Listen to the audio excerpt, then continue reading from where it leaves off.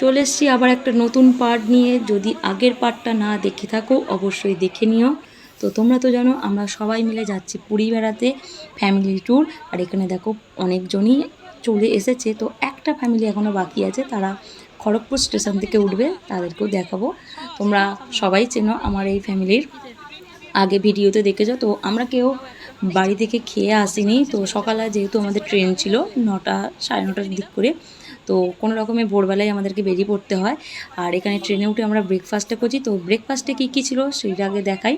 তো ব্রেকফাস্টে ছিল পোহা ছিল, এখানে দিদি করে নিয়ে এসেছিলো পোহা, চাউমিন। আর আমার আর এক দিদির মাসির মেয়ে, সে করে নিয়ে এসেছিলো রুটি আলু ভাজা, সেটা হচ্ছে যে লাঞ্চের জন্য। আর আমরাও তো নিয়ে গিয়েছিলাম আলুর দম, কষা আলুর দম, আরও অনেক কিছু আছে, সেগুলো তোমাদেরকে অবশ্যই দেখাবো পাটে পাটে। তো চলো, আগে তো খিদে তো পেয়ে গেছে, আগে ব্রেকফাস্ট করে নিই। আর সবচেয়ে মজা কিন্তু হয়েছিল এদের বাচ্চা পার্টিদের, কারণ এদের জন্যই এত কিছু।